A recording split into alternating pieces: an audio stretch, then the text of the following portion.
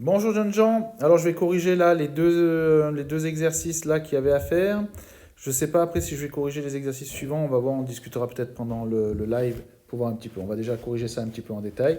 Donc là, il fallait déterminer la température théorique en négligeant les pertes. On en avait déjà discuté de la méthode, hein. Donc on fait que la somme des chaleurs reçues est égale à zéro.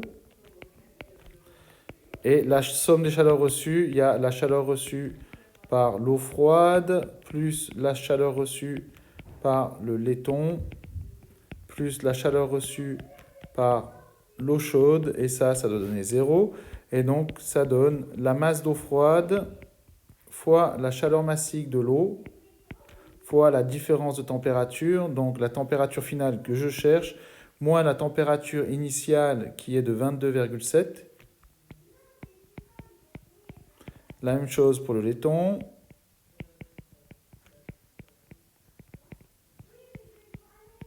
Moins 22,7. Et puis pour l'eau chaude, donc on a plus la masse d'eau chaude fois la chaleur massique de l'eau fois la température finale moins la température initiale qui est de 51,5. Alors j'ai mal écrit, on va l'écrire comme cela, égal à 0.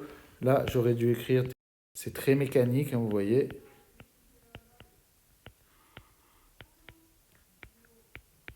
Et tout ça donne 0. Donc je mets en évidence θf lorsque je le peux. Donc on va l'avoir ici, ici et ici. Donc ça fait θf facteur de la masse d'eau froide fois la chaleur massique de l'eau, plus la masse du laiton fois la chaleur massique du laiton, plus la masse d'eau chaude fois la chaleur massique de l'eau. Et les autres termes, c'est-à-dire les termes qui sont là, là et le dernier là, je vais les faire passer de l'autre côté du signe égal, hein. Et donc ça va donner égal à, de l'autre côté, je vais avoir la masse d'eau chaude fois θ 22, plus la masse de laiton, hein, le moins devient plus, hein, pour tous les termes là, fois la chaleur massique du laiton fois θ 22, plus la masse d'eau chaude fois la chaleur massique de l'eau fois θ 51. Et du coup, là maintenant, pour pouvoir calculer θf, ben, je fais le terme qui est le terme de droite, je vais tenter de le copier. Tac, voilà. Copier, je le colle, tac, j'espère que ça va fonctionner. Je crois que je suis en train de plus perdre du temps qu'autre chose. Voilà, il est là. Je le mets là. Et je vais diviser par la parenthèse. Donc ça, là, c'était la masse, hein. Divisé par la grande parenthèse. Je crois que j'ai plus vite fait de l'écrire. C'est la parenthèse qui est là, hein.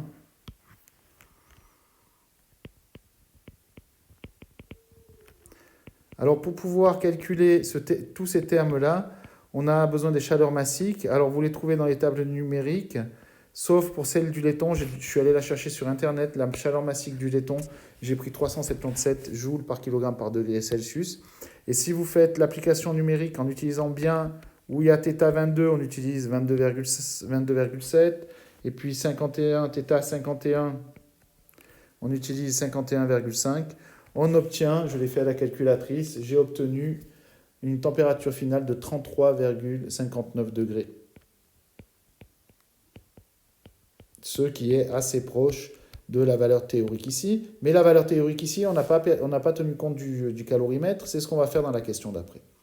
On obtient une valeur supérieure, bien sûr, parce que le calorimètre va absorber encore de la température. Comme le calorimètre était à 22,7 degrés Celsius au départ, bah, du coup, bien sûr que la température est plus faible que ces 33,59 puisqu'on n'a pas tenu compte du calorimètre.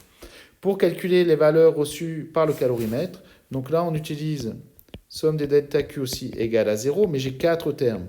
J'ai la chaleur reçue par l'eau froide, plus la chaleur reçue par le laiton, plus la chaleur reçue par l'eau chaude. Ouais, je vais d'abord mettre le calorimètre, plus la chaleur reçue par le calorimètre, plus la chaleur reçue par l'eau chaude, tout ça doit donner 0. Ce qui va nous donner la masse de l'eau froide fois la chaleur massique de l'eau froide. Et là, la température finale, il faut prendre la température qu'on a obtenue pendant l'expérience. Il y a Robin qui m'a posé la question. On doit prendre cette température de 32,9. Donc de 32, moins la température initiale de l'eau froide qui était de 22,7. La même chose pour le laiton. Masse de laiton fois la chaleur massique du laiton fois θ 32 moins θ 22, plus pour le calorimètre, donc c'est ce mu qu'on cherche, la capacité calorifique des calorimètres. Quand on a des corps composés, on a